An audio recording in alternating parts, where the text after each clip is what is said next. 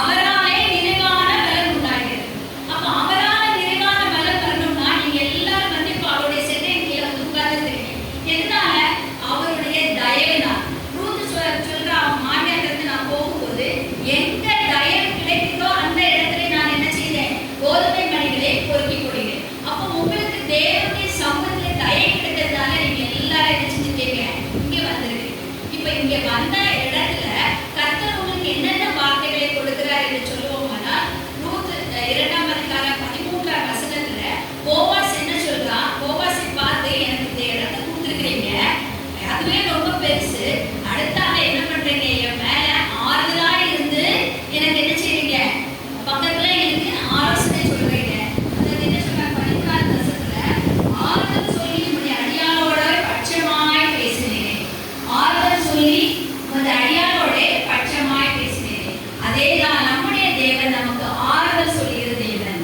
நமக்கு ஆறுதல், நம்மளுடைய கண்ணுக்கு ஆறுதல் சொன்னா யாராவது பக்கத்துல இருக்கிறவங்க சொன்னா எனக்கு 5 நிமிஷம் கொடுத்தனால நான் முடிச்சுக்கிறேன், அதாவது பக்கத்துல யாரையாவது போய் நமக்கு சுகம் இல்லைன்னா சரியாயிடும், ஜோம் பண்ணுங்க அப்படிம்பாங்க. நம்ம தேவன் அப்படி அல்ல.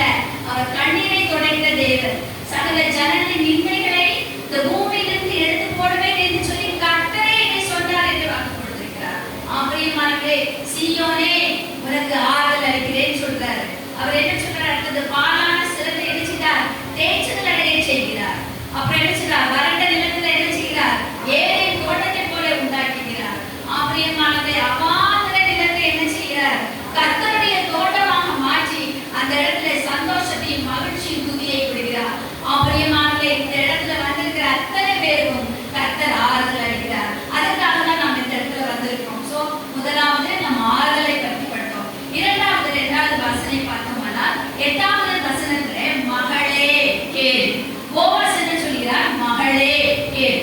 என்னுடைய ஆலோசனையின்படி இந்த இடத்துல இந்த என்னோட நிலத்துக்கு மட்டும் வந்து நினைச்சிட்டுக்கோ, கதிர்களை பொறுக்கிக்கொள், வேற இடத்துக்கு எங்கேயும் போக வேண்டாம். சோ அந்த ஆலோசனையை பற்றி ஐயா நல்ல தெளிவா சொல்லிட்டாங்க. நான் அதுலயும் 2-3 வசனங்கள் எடுத்து வைத்திருந்தேன். ஆலோசனையை பற்றி நம்ம தெரிஞ்சுக்கணும். பிரியமானவர்களே, நம்முடைய தேவன் நமக்கு ஆறுதல் அளிக்கிற தேவன். இரண்டாவதாக ஆலோசனை அளிக்கிற தேவன். 14வது வசனத்திலே பார்க்கும்போது அங்கீகரிக்கிற தேவன்.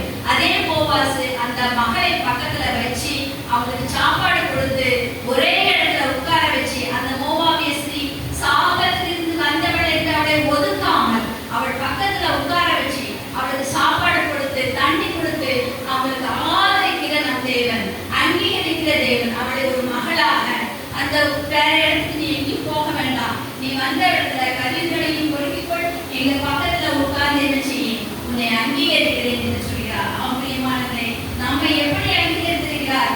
யோவான் 1ஆம் அதிகாரம் 12ஆம் வசனத்தை நம்ம எப்படி அங்கீகரித்திருக்கிறார்? புத்திர சுவிகார பாக்கியத்தை கொடுத்து நம்மை அங்கீகரிக்கிறார். அப்பேற்பட்ட கிருபையை பெற்ற நாம் எவ்வளவு பாக்கியசாலிகள். அப்போ அவரை நம்ம எப்படி செய்யணும்? துதித்து கொண்டே இருக்கிறோம். அப்போ மூன்றாவதாக அவர் நம்மை அங்கீகரித்தார். நான்காவதாக ரூத் 4ஆம் அதிகாரம் 4வது வசனத்திலே அந்த போவாஸ் என்ன செய்யா, அந்த ரூத்தை மீட்டுக் கொள்வதற்காக பேசுகிறார். நம்மளை மீட்டுக் கொள்கிறது போல அந்த வசனத்தின் மூலமாக நம்மளை நம்ம எல்லாரையும் மீட்டுக் கொண்டாரா?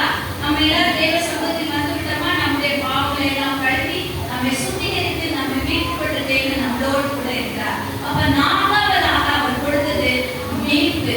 அப்ப இந்த சரித்திரத்தை நம்ம பார்க்கும்போது அது எல்லாமே கர்த்தருடைய சமூகத்தில் நாம் பெற்றுக் கொண்டது. நாம் சாபமான இந்த நமக்கு அவர் ஆறுதல் கொடுத்தார், ஆலோசனை வழங்கினார், அங்கீகாரம் கொடுத்தார். நாலாவதாக நம்மளை மீட்டார். ஐந்தாவதாக அவர் செய்தது ஆசீர்வாதத்தை கொடுத்தார். அம்மா ஏற்கனவே சொன்னாங்க ஆசீர்வாதத்தை பற்றி, ஆபிரகாமின் ஆசீர்வாதத்தை எல்லாரும் பெற்றுக்கொண்டேன்னு சொல்லி. ஐந்தாவதாக அவர் கொடுத்தது இருந்து ஆசீர்வாதம். அந்த ஆசீர்வாதத்தை கொடுத்து நான் சொல்லும் போது அவங்க எப்படி ஆசீர்வதிக்கிறாங்க பாருங்க. 4வது அதிகாரம், நீ லேயாவை போலவும் ராகலை போலவும் என்ன செய்வார்? வாழ்ந்திருப்பாயாக.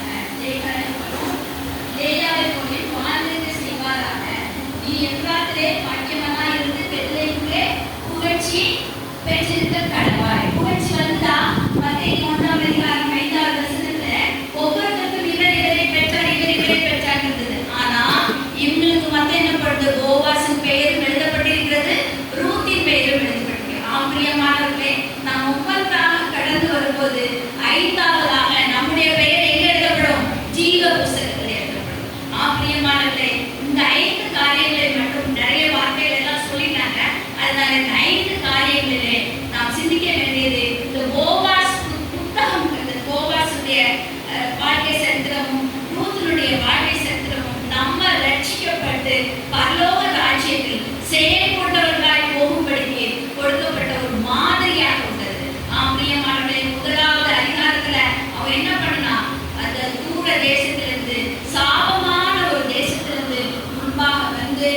தன்னுடைய மாமியார்கிட்ட என்ன சொன்னா, உன்னுடைய